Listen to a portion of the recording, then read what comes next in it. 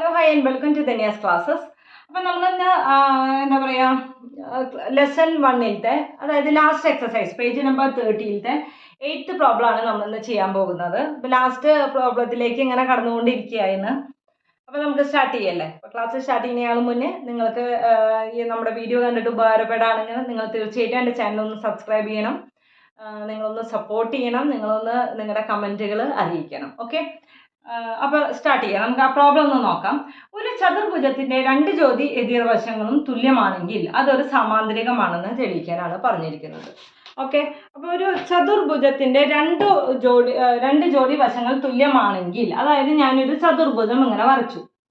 Okay, ഇതിന്റെ രണ്ട് ജോഡി വശങ്ങൾ, രണ്ട് ജോഡി എന്ന് പറയുന്നത് ഏതാണ്? ഇത് ഒരു ജോഡിയും ഇത് ഒരു ജോഡിയും. ഈ രണ്ട് വശങ്ങൾ തുല്യമാണെങ്കിൽ അതൊരു സാമാന്തരികമാണെന്ന് തെളിയിക്കാനാണ് നമ്മുടെ അടുത്ത് പറഞ്ഞിരിക്കുന്നത്. നമ്മൾ സാധാരണ സാമാന്തരികമാണെന്ന് എങ്ങനെയാണ് തെളിയിക്കാറുള്ളത്?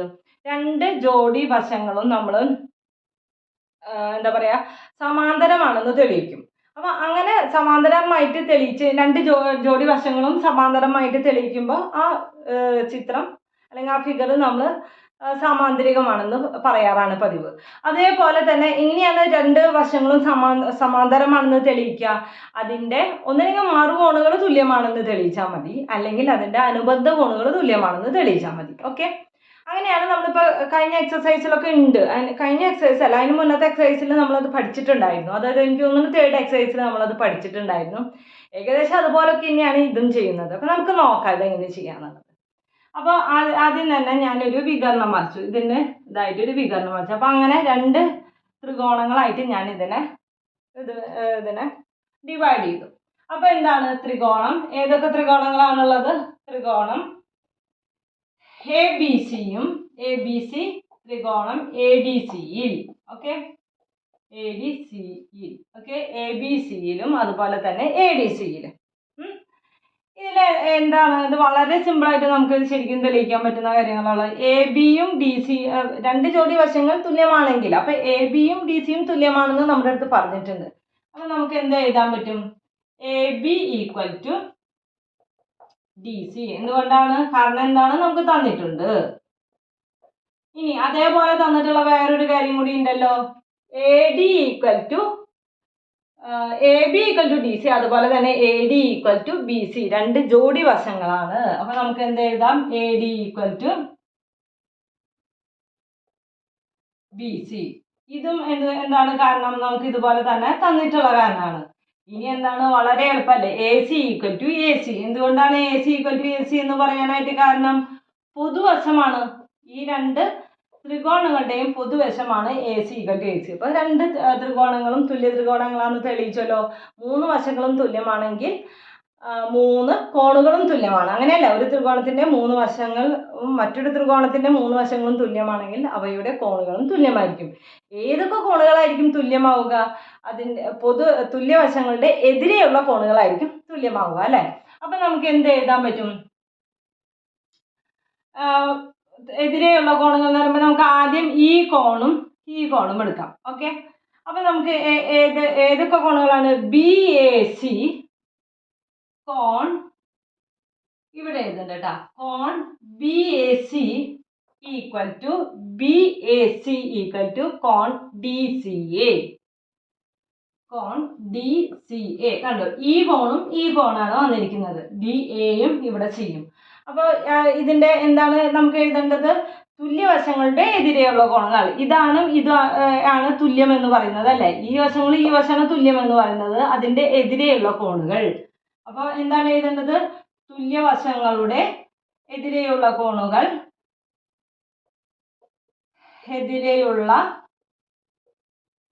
കോണുകൾ തുല്യമായിരിക്കും, അല്ലേ? എതിരെയുള്ള കോണുകൾ തുല്യമായിരിക്കും. അപ്പൊ അതും കിട്ടി, അല്ലേ? അപ്പൊ നമുക്ക് എന്ത് പറയാൻ പറ്റും? ഈ രണ്ട് കോണുകളും തുല്യമാണെങ്കിൽ ഇത് അടങ്ങിയിട്ടുള്ള ഈ രണ്ട് വശങ്ങളും എന്തായിരിക്കും? സമാന്തരമായിരിക്കും. അതെങ്ങനെ നമുക്കത് പറയാൻ പറ്റും? എ സി എന്ന വര എങ്ങനെയാണ് നമ്മൾ എഴുതിയിട്ടുണ്ട്, ഇത് നമ്മൾ പഠിച്ചിട്ടുള്ള കാര്യമാണ്. എ സി എന്ന വര A B D C, A B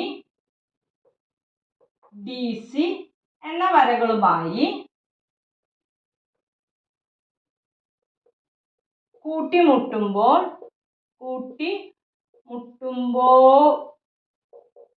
ഉണ്ടാകുന്ന എന്താണ് മറുകോണുകളാണ് എന്താണ് ഏതൊക്കെയാണ് കോൺ ബി എ സി ആൻഡ് കോൺ ബി സി എ. ഇവ തുല്യമായതിനാൽ നമുക്ക് എന്ത് പറയാൻ പറ്റും? ബി എ അല്ലെങ്കിൽ എ ബി എങ്ങനെ വേണമെങ്കിലും എഴുതാം, സമാന്തരം ടു ബി സി എന്ന് നമുക്ക് എഴുതാൻ പറ്റും. ഓക്കെ, അപ്പൊ നമ്മൾ ഈ രണ്ട് വശങ്ങൾ സമാന്തരാന്ന് തെളിയിച്ചില്ലേ? ഇനി അതേപോലെ തന്നെ ഈ രണ്ട് വശങ്ങളും സമാന്തരമാണെന്ന് തെളിയിക്കാം. അതിന് ആദ്യം തന്നെ എന്താണ്? ഇതിന്റെ മറുകോണുകൾ തുല്യമാണെന്ന് നമ്മൾക്ക് പറയണം അല്ലെ? മറുകോണുകൾ എന്ന് പറഞ്ഞാൽ ഏതാ? കോൺ D A C equal to കോൺ ബി സി എ. കണ്ടോ? എന്തുകൊണ്ടാണ് കോണ് ഡി എ സിയും ബി സിയും തുല്യമാണെന്ന് പറയുന്നത്? തുല്യമായ വശങ്ങളുടെ എതിരെയുള്ള കോണുകൾ എന്തായിരിക്കും? തുല്യമായിരിക്കും. അപ്പോ തുല്യ വശങ്ങളുടെ ഇതേപോലെ തന്നെ എതിരെയുള്ള കോണുകൾ തുല്യമായിരിക്കും. അപ്പൊ അതും നമുക്ക് കിട്ടിക്കഴിഞ്ഞു ഇല്ലേ? ഇനി നേരത്തെ എഴുതിയ അതേപോലെ തന്നെ എ സി എന്ന വര ഏത് വരകളുമായി കൂട്ടിമുട്ടുമ്പോഴാണ്? എ സി എന്ന വര ഡി എയും സി ബിയുമായി കൂട്ടിമുട്ടുമ്പോൾ ഡി എ സി ബി. ഇവിടെ മാത്രമേ വ്യത്യാസമുള്ളൂ. ഡി എ എന്ന വരയുമായി കൂട്ടിമുട്ടുമ്പോൾ ഉണ്ടാകുന്ന മറുകോണുകളാണ് ഏത്? കോൺ ഡി എ സി ആൻഡ് കോൺ ബി സി എ. അതേപോലെ തന്നെ ഇവ തുല്യമായതിനാൽ ഏതൊക്കെയാണ് നമുക്ക് പറയാൻ പറ്റുക? എ ഡി സമാന്തരം ടു ബി സി. ഓക്കെ, അപ്പൊ രണ്ട് വശങ്ങളും നമുക്ക് സമാന്തരമായിട്ട് കിട്ടിക്കഴിഞ്ഞു. രണ്ട് വശങ്ങളും സമാന്തരമായ കാരണം നമുക്ക് എന്ത് പറയാൻ പറ്റും? ഈ ചിത്രം എന്ന് പറയുന്നത് അതൊരു സമാന്തരികമാണെന്ന് പറയാൻ പറ്റും. ഓക്കെ, അപ്പൊ നമുക്ക് എന്ത് പറയാൻ പറ്റും? രണ്ടു വശങ്ങളും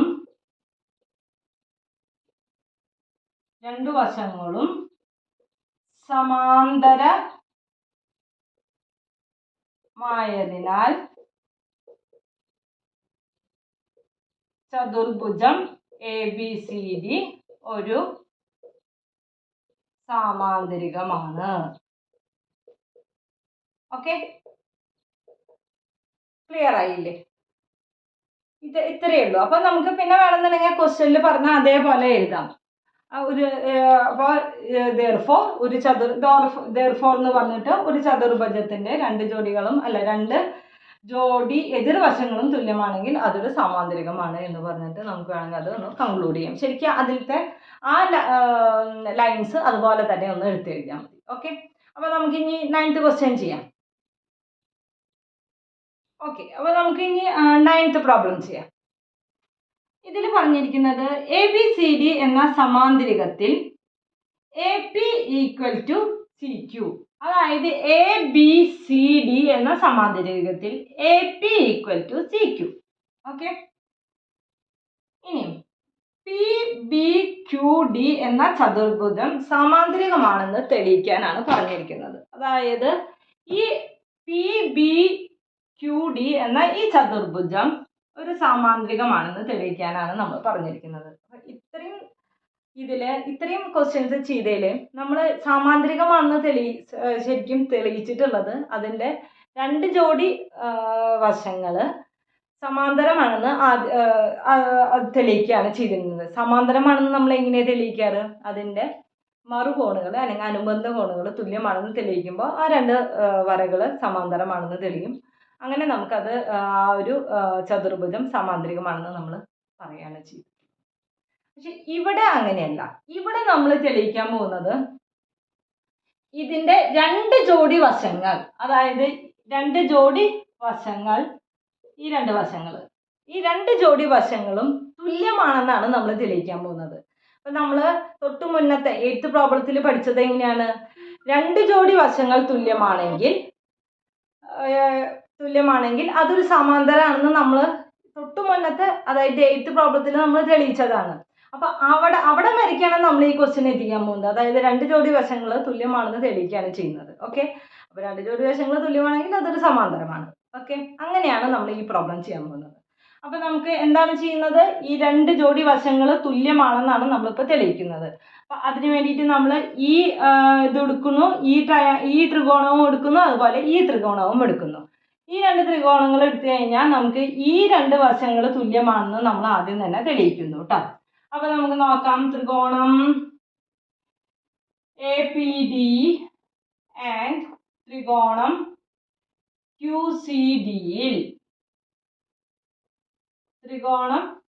APD ആൻഡ് ത്രികോണം QCD യിൽ എന്തൊക്കെയാണ് നമുക്ക് പറയാൻ പറ്റുക? AP = QC, അത് നമുക്ക് തന്നിട്ടുള്ളതാണ്, നമ്മുടെ ക്വസ്റ്റ്യനിൽ ഉള്ളതാണ്. അപ്പം അത് ആദ്യം തന്നെ എടുത്തെഴുതാം. AP = QC. എന്താണ് അതിന്റെ കാരണം? നമ്മൾ എഴുതുന്നത് തന്നിട്ടുണ്ട്. ഇനി നമ്മുടെ അടുത്ത് പറഞ്ഞിട്ടുണ്ട് ABCD എന്ന് പറയുന്നത് ഒരു സമാന്തരികമാണെന്ന് പറഞ്ഞിട്ടുണ്ട്.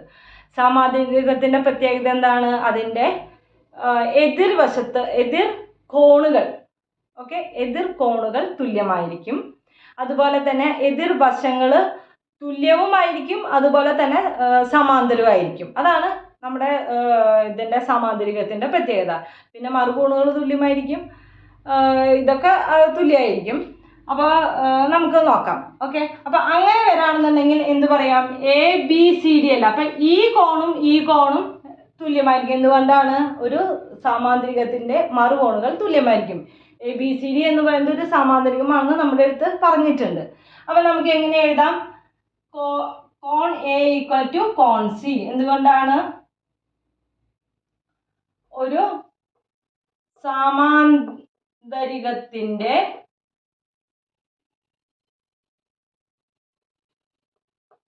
എതിർ കോണുകൾ തുല്യമായിരിക്കും.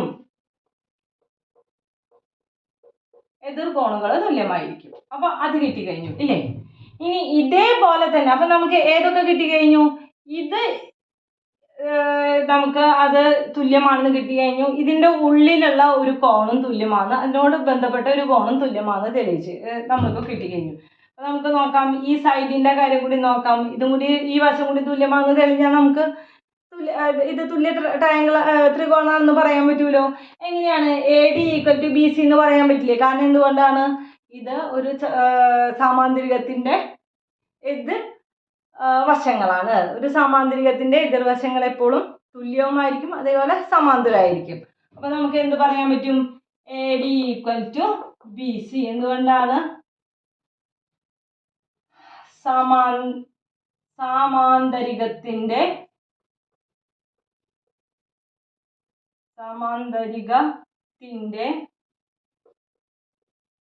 എതിർവശങ്ങൾ.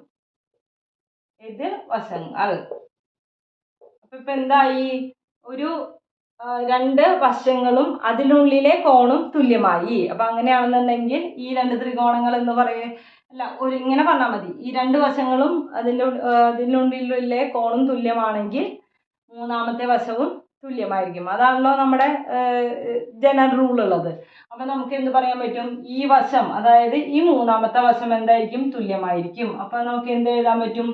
DP = QB. എങ്ങനെ എഴുതാൻ പറ്റും?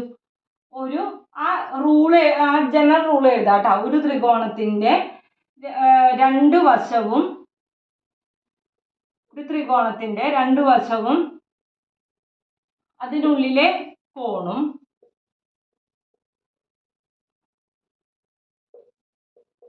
കോണും അതുപോലെ തന്നെ മറ്റൊരു ത്രികോണത്തിന്റെ 2 വശവും അതിനുള്ളിലെ കോണും തുല്യമാണെങ്കിൽ മൂന്നാമത്തെ വശവും തുല്യമായിരിക്കും. അത് ആ റൂളാണ്. അത് നിങ്ങൾ അതുപോലെ തന്നെ എഴുതിയാൽ മതി. എനിക്കിവിടെ സ്പേസ് ഇല്ലാത്ത കാരണം കൊണ്ടാണ് കേട്ടോ. അപ്പൊ നമുക്ക് എന്ത് കിട്ടി? ഈ 2 വശങ്ങളും തുല്യമാണെന്ന് കിട്ടി. ഓക്കെ, ഇനി നമുക്ക് എന്താ തെളിയിക്കേണ്ടത്? ഈ 2 വശങ്ങളും തുല്യമാണെന്നും കൂടി ഒന്ന് തെളിയിച്ചു കഴിഞ്ഞാൽ നമുക്ക് മനസ്സിലാക്കാം ഇതൊരു സമാന്തരികമാണെന്നുള്ളത്. അതെങ്ങനെയാണെന്ന് നോക്കാം.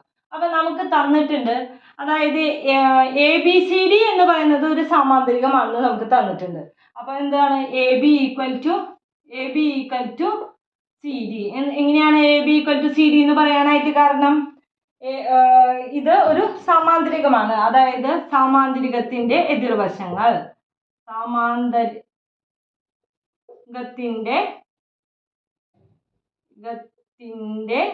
എന്താണ് എതിർവശങ്ങൾ. ഓക്കെ, അപ്പൊ അത് നമുക്ക് കിട്ടിക്കഴിഞ്ഞിട്ട് സമാന്തരികത്തിന്റെ എതിർവശങ്ങളാണ് AB ഈക്വൽ ടു CD എന്ന്.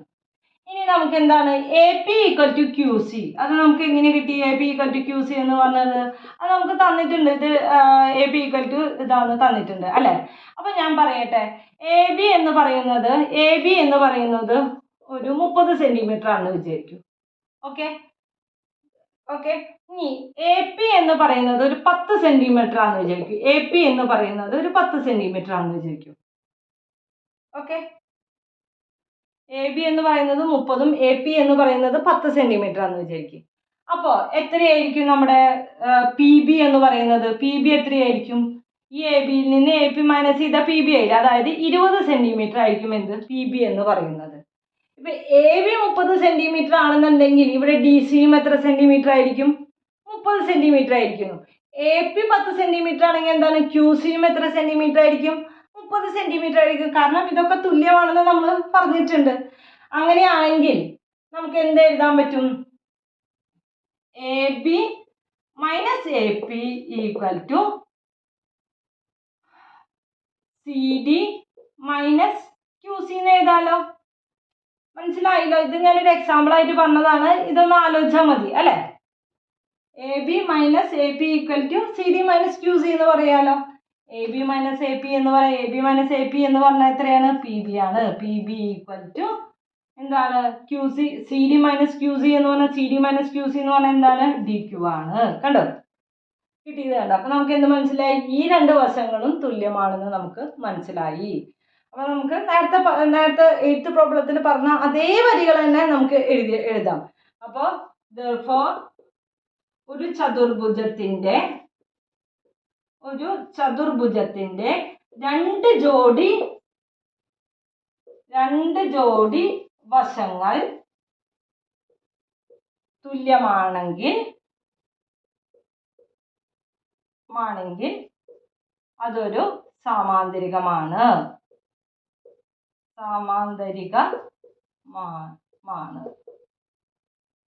ഓക്കെ, അത് സാമാന്തരികമാണ്.